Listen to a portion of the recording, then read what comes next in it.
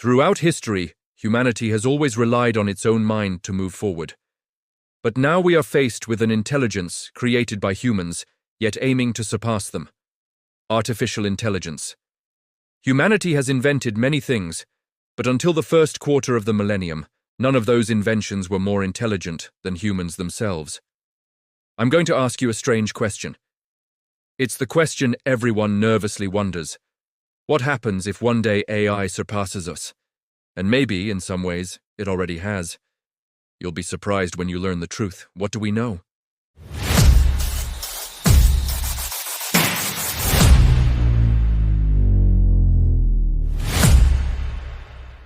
What if one day a machine more intelligent than you is born? One that thinks like you, but faster, stronger, more decisive? Could it even, perhaps already now, be smarter than many people alive today? In fact, in certain areas, this has already happened.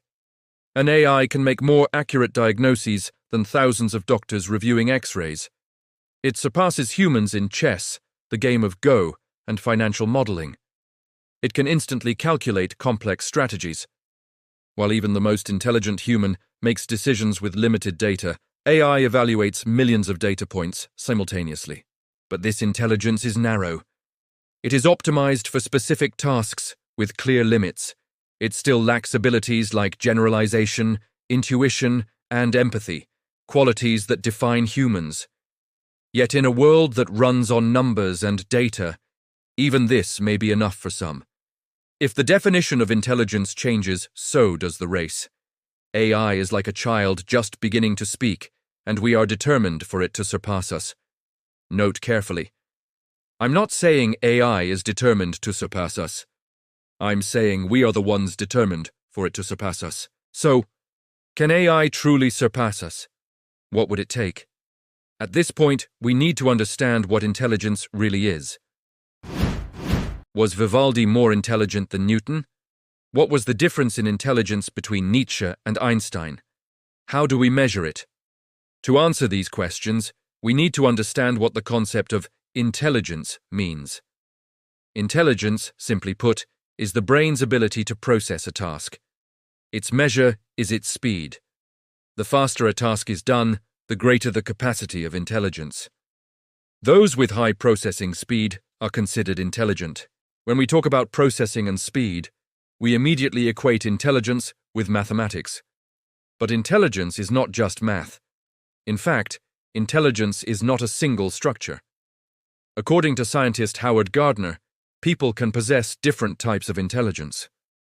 This diversity shows that intelligence is not limited to verbal or mathematical skills, because what we call intelligence is the ability to solve problems, adapt to new situations, emotional awareness, intuition, creativity, and learning capacity. And there are exactly 9 types of intelligence. Let's start with logical mathematical intelligence, the ability to solve problems and think analytically. Verbal linguistic intelligence is the ability to use language, write, and express.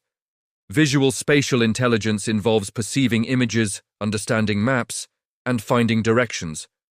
Musical intelligence refers to rhythm, melody, sound, and music perception. Bodily kinesthetic intelligence is the mastery of physical movements and body control. Intrapersonal intelligence is the ability to understand one's own emotions, insight, and self-awareness. Interpersonal intelligence is about reading others' emotions, empathy, and relationship management. Naturalistic intelligence refers to an instinctive understanding of nature, plants, and animals. Existential intelligence is the ability to reflect on abstract concepts like the meaning of life, death, and infinity. So Vivaldi's intelligence is defined by his brain's capacity to compose, while Einstein's intelligence is defined by his ability to develop mathematical theories. Nietzsche's brain had the capacity to solve existential problems. Or to generalize, when we say mother intelligence, we mean the brain's ability and speed to protect a child. Our brain is also highly skilled and fast at processing love. Yes, AI was born like a lightning strike, as exciting as a child's first word. But it has already passed infancy. Now it can think, write, draw, even argue. An algorithm that processes millions of data points per second can scan more books in a flash than you could read in 10 years. It doesn't forget. It doesn't get tired. It doesn't hesitate, but it doesn't feel either. AI mimics certain aspects of human intelligence surprisingly well. For example, its learning and analytical abilities are extremely powerful. But when it comes to creative intuition or emotional connection, it is still far from matching humans. Because AI can write a poem like a poet, but it has never loved, it can diagnose like a doctor. But it has never felt pain, it can narrate like a writer. But it has never mourned a loss. But are those experiences necessary to be more intelligent or to move forward with confidence? We're talking about bad experiences, emotional wounds, ambition, and passion. In a world ruled by emotionless intelligence, would we have ever stepped foot on the moon? Humanity always dreamed of going to the moon, but that journey was a product of the Cold War, of conflict, and the desire to win. AI is advancing, but it will never surpass us, because it has no consciousness. One day, artificial consciousness may become our rival, but AI itself has no chance. It only helps make our lives easier. If artificial consciousness could be created, then it could challenge us. We'll debate whether that's possible, but first, let's discuss why it would be a challenge. Because consciousness is not just logic, it's a process supported by emotion and shaped by experience. A child learning to give up a favorite toy, someone choosing not to lie, facing their conscience, falling in love, being willing to die for those they love. None of these can be explained by data alone. That's why before debating whether machines can surpass humans, we must define what consciousness is, the thing that truly makes us human. We defined intelligence as the brain's ability to process tasks. Consciousness, however, includes intelligence but also goes beyond it. It is not only cognitive, it is moral, emotional, and existential. Because consciousness is not limited to recognizing objects, solving problems, or processing information. It shows itself when a child learns by falling and getting back up, when someone cries out of regret, or in the selflessness of unrequited love. Human consciousness is one that sees beyond walls with intuition, makes even illogical decisions meaningful with emotion, and sometimes chooses silence simply not to hurt someone. This complex structure, the conflict between logic and feeling, instinct and responsibility, desire and conscience, does not yet exist in any artificial system. Many define consciousness as the human soul. But the truth is, to define consciousness is to try to understand what it means to be human. So human intelligence isn't just calculation. It's a chaos blended with intuition, emotion, morality, and values, shaped by consciousness. And this chaotic but meaningful depth is what makes us human. AI can imitate, but it cannot feel. Not yet. Some say, it's only a matter of time before AI surpasses us. But imitation is not life. AI can learn human behavior, but it doesn't understand why we act as we do. Because humans are shaped by pain, desire, and fear. Consciousness is not a mathematical equation, it's a system of inner conflicts. And what's interesting is that these conflicts are our most human trait. The tension between good and evil, the line between love and anger, the war between pleasure and conscience. This is exactly where AI cannot reach. AI only makes decisions. We live, we make mistakes, we feel regret. To be human is not only to know what's right, but to have the freedom to choose what's wrong. Still, one thing is clear.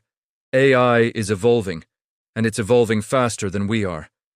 Each new model surpasses the last in a few months. It learns on its own, it optimizes its own code, and it carries no emotional burden. So what happens if one day it surpasses us? This is the real question everyone wants to know. Will humans lose their jobs? Maybe. Can AI govern a country? Possibly. Could it form friendships? Perhaps. But could it fall in love? That question lies outside all algorithms. Because love is illogical, without reason, incapable of calculation. There's no formula for love. And that is the greatest wall between us and machines. Still, we must be careful. Because as we try to teach AI everything, we forget how much of ourselves we're giving away. As we turn our emotions, thought patterns, and decision processes into data, how much of our humanity are we losing? Can we be faster than AI? No, but we are deeper and more meaningful, because within us lies a universe no screen can ever display. Maybe the right question now is, does AI slow our progress? It writes poetry, composes music, debates existential issues, solves mathematical problems. But it doesn't invent anything new. It doesn't develop new ideas. It merely reinterprets what humanity has already created.